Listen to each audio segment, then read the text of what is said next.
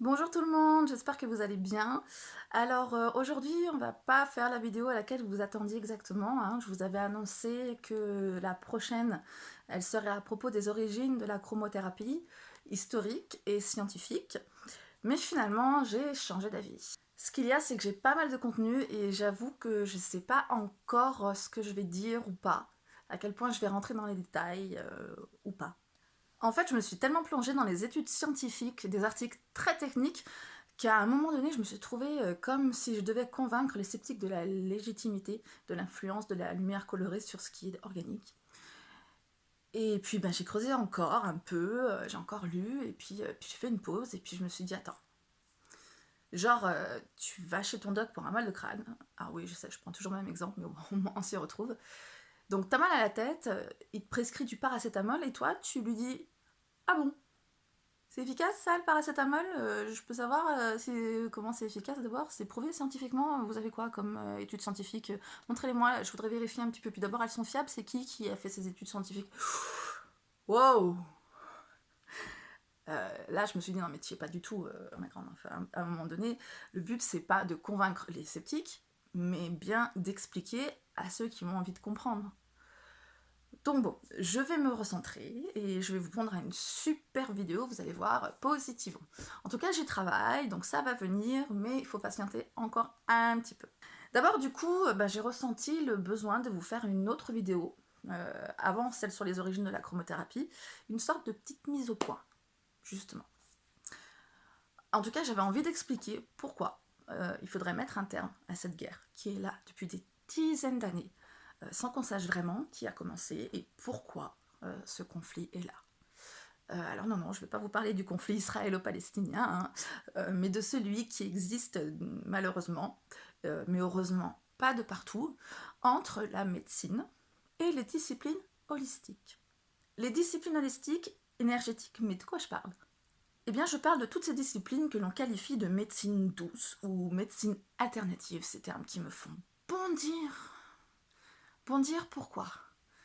Ben, parce qu'à mon avis, c'est ce qui crée un peu la confusion et c'est ce qui fait que tout se mélange et donc que certains vont bondir, justement, et puis au final, s'énerver un peu les uns contre les autres alors qu'en fait, il n'y a pas lieu du tout.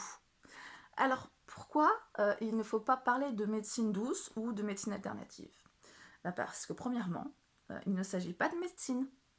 Non, non. Qui dit médecine dit cursus universitaire particulier, médical donc, et le titre honorifique de docteur en médecine. Voilà. En médecine, on va soigner, on va guérir. Alors qu'en thérapie holistique, on cherche à rétablir un équilibre, alors qui peut entraîner la disparition de maux physiques, mais on ne guérit pas, hein. Ça, c'est un vocabulaire qui appartient à la médecine. Puis en plus, il y a une législation stricte sur le vocabulaire à tenir, alors bon, autant la respecter. Ensuite, on parle de méthodes dites douces. Bon, c'est pas le plus grave à mon avis, mais quand même, faut quand même faire attention à ce qu'on dit, parce que si les méthodes, elles sont dites douces, car non invasives, ça veut pas dire qu'elles vont forcément être douces, hein. J'ai expliqué dans la vidéo précédente qu'est-ce que la chromothérapie, qu'on va aller chercher pour résoudre un problème en profondeur, à extirper la cause de ce problème pour pouvoir la solutionner, et donc éliminer les conséquences du problème, donc les symptômes. Mais régler des problématiques qui sont bien incrustées, c'est aussi faire ressortir des blessures qui étaient bien enfouies. Et ça, ça peut être violent parfois. Donc méthode douce, oui et non. Mais bon, ce terme à la rigueur, il passe. Mais ce qui ne passe pas, mais pas du tout, c'est médecine alternative. Quand est-ce qu'on va enfin comprendre en Occident que lorsqu'on a une dualité, on n'est pas forcément en opposition? Non, parce qu'en Orient, ça fait longtemps qu'ils ont compris que dualité, c'est complémentarité. Vous savez, le yin et le yang, le féminin, le masculin, le ciel, la terre, le jour, la nuit, complémentarité. Quand on est deux ou plusieurs, on n'est pas obligé d'être les uns contre les autres. On peut aussi être complémentaires. Et les thérapies holistiques proposent justement une approche complémentaire à la médecine. Et il y en a une multitude, hein. Pourquoi? Pas parce qu'on tâtonne et qu'on ne sait pas ce qu'on fait, mais parce qu'il existe plusieurs angles d'attaque pour un même problème. Et ça ne s'applique pas qu'à la santé. Je vais vous reprendre l'exemple du mal de tête, hein, qui me tient assez à cœur. Si vous avez mal à la tête, vous n'avez pas qu'une solution qui s'offre à vous. Vous pouvez prendre un médicament pharmacologique, donc du paracétamol ou autre, hein, parce que même dans les sous-groupes, vous avez le choix entre plusieurs options. Mais vous pouvez aussi vous tourner vers l'homéopathie, par exemple, avec là aussi plusieurs possibilités. Vous pouvez vous tourner vers la naturopathie, vers l'acupuncture, puis of course, la chromothérapie. Parce que, ouais, il y a des couleurs qui soulagent le mal de crâne. Alors, la médecine conventionnelle, aujourd'hui, comment elle fonctionne? Elle identifie, elle diagnostique un problème clinique, elle prescrit un agent pharmacologique, comme un comprimé ou autre, en s'appuyant sur des preuves scientifiques. Mais si cette approche c'était la seule et unique solution, les gens ne seraient-ils pas tous en bonne santé? Alors, si je vous dis ça, c'est pas pour dénigrer la médecine conventionnelle, hein. Je ne cherche pas à vous faire croire que la chromothérapie c'est la solution à tous vos problèmes. Ce que je vous dis, en revanche, et que j'ai très largement expliqué dans la vidéo qu'est-ce que la chromothérapie, quand je vous parlais des symptômes récurrents, hein, c'est que si les traitements médicaux ne marchent pas, c'est peut-être parce que le problème il n'est pas médical. Et qu'à ce moment-là, on pourrait peut-être se dire et si on essayait autrement? Alors depuis tout à l'heure, je vous parle de thérapie holistique pour définir la chromothérapie et ses consorts énergétiques. Mais qu'est-ce que ça veut dire holistique? Holistique, ça veut dire qu'il s'intéresse à son objet dans sa globalité. Donc une thérapie holistique, c'est une méthode qui va être centrée sur la globalité de l'être humain. Pas juste le physique, l'émotionnel ou le mental ou juste le spirituel, mais sur tout ça en même temps. C'est l'unité corps et esprit. Parce que comme je l'expliquais dans la vidéo Qu'est-ce que la chromothérapie, les problèmes ne sont pas strictement physiques parfois. Les mots sont multifactoriels. Mots M-A-U-X. Vous savez, on compense. Et ils sont multifactoriels dans plus de 80% des cas. Alors cette info, je l'ai lue dans le livre du docteur Baudin, médecin, diplômé en cancérologie et spécialisé en médecine naturelle, acupuncture, homéopathie, sophrologie. La médecine spirituelle, que je vous invite à lire, qui est un livre tout à fait intéressant et très documenté scientifiquement, et dans le synopsis du livre, le docteur Baudin dit « Tout en conservant les aspects médicaux et pharmaceutiques du traitement d'une maladie, nous, donc les médecins, devrions également prendre en considération les autres aspects de notre être et les inclure dans nos démarches thérapeutiques. La compréhension du sens de notre maladie révèle souvent un conflit psychologique sous-jacent et au-delà de celui-ci, l'existence d'une souffrance profonde de notre être. » Et puis il explique plein de choses. Et entre autres que c'est en exerçant en tant que médecin, d'abord, qu'il s'est rendu compte que la médecine ne faisait pas tout. Et au fur et à mesure de sa pratique, il s'est posé des questions de l'ordre du pourquoi. Pourquoi les récidives? Pourquoi le mal arrive à un moment, pas à un autre? Pourquoi dans cette zone du corps en particulier, pas ailleurs, etc. Et c'est pourquoi il s'est tourné vers d'autres disciplines, comme l'acupuncture, la sophrologie, l'homéopathie, mais aussi la phytothérapie, l'oligothérapie, l'ostéopathie, la diététique, la chronobiologie, l'aromathérapie. Je ne pourrais pas vous faire une liste exhaustive tellement son champ de compétences il est large. Bref, il s'est tourné vers autant de thérapies parce que des questions venaient de temps en temps dans sa pratique qui s'ajoutaient et auxquelles il n'avait pas forcément les réponses dans ce qu'il pratiquait déjà. Et donc, au fur et à mesure, comme ça, il a enrichi ses connaissances. Donc, c'est quelqu'un de formation médicale à la base, et hyper polyvalent concernant son savoir de l'être humain et de l'énergétique en général. Donc là, on a une belle illustration de ce que peut être la complémentarité. Je vais vous mettre sous la vidéo un lien vers les 50 premières pages du livre, comme ça vous pourrez commencer à lire un petit peu, puis voir si ça vous plaît, et puis continuer, pourquoi pas. Voilà. J'en profite aussi pour vous recommander une autre lecture. Donc le livre « Dis-moi où tu as mal et je te dirai pourquoi » de Michel Odoul, que vous connaissez peut-être déjà, qui est un best-seller. Cet homme, c'est un praticien shiatsu et fondateur de l'Institut français du shiatsu et conférencier. Et il explique dans ce livre et dans ses conférences que le corps nous parle et que chaque mal est là pour nous dire quelque chose. Alors j'ai envie de vous donner un petit exemple de son livre qui m'a bluffé un peu. Et puis vous allez me dire si ça vous bluffe aussi. Donc lors d'une conférence, il expose son postulat, voilà, que le corps nous parle. Et puis il repère un homme dans l'assistance qui, par son attitude, visiblement, ne prend pas trop au sérieux ce qu'il est en train de dire. Donc Michel Odoul s'interrompt carrément, il interpelle le gars et il l'interroge à ce sujet.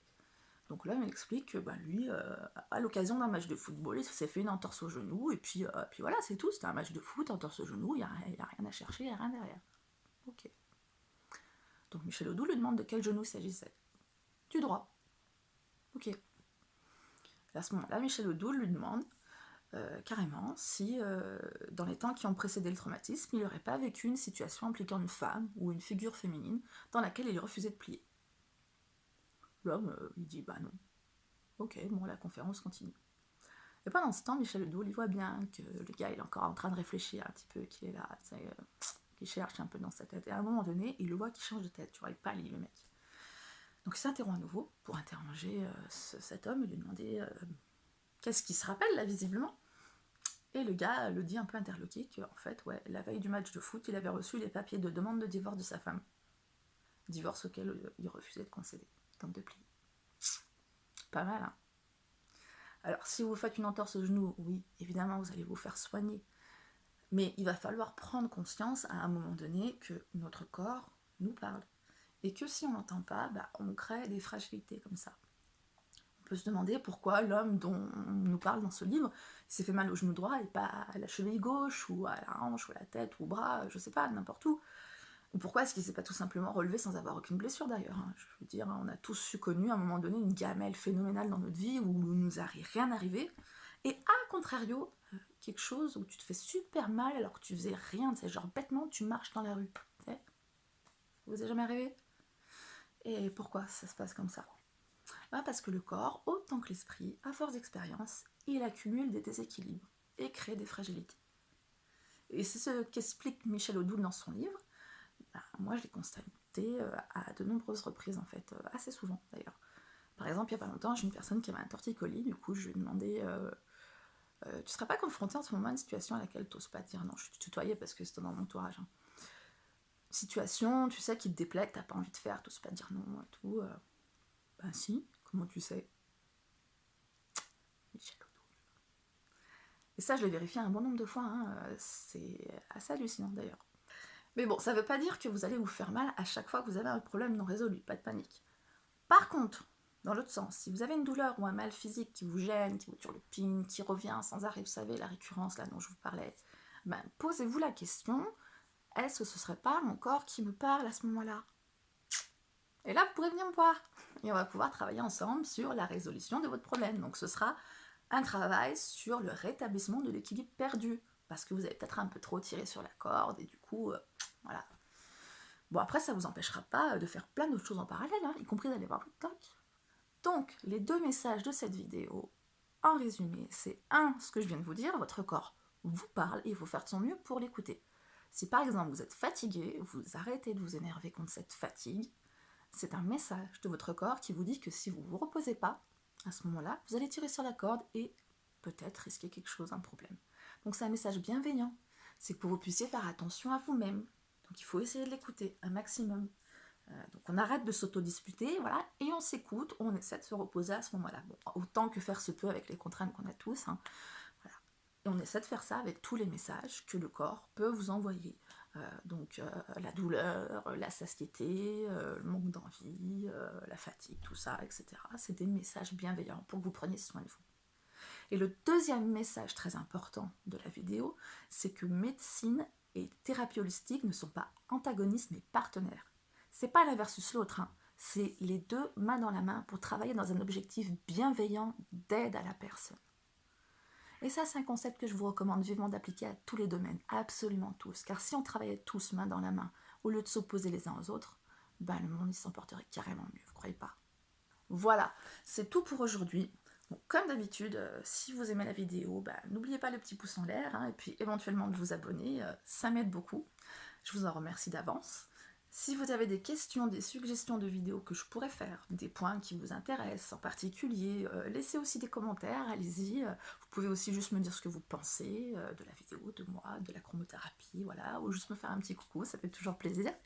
Voilà, la vidéo sur les origines de la chromothérapie dont je vous ai parlé va arriver. Hein. C'est beaucoup d'informations à rassembler, donc il va falloir encore un petit peu patienter. En tout cas, en attendant, n'oubliez pas que voir la vie en couleur, c'est le secret du bonheur. À bientôt.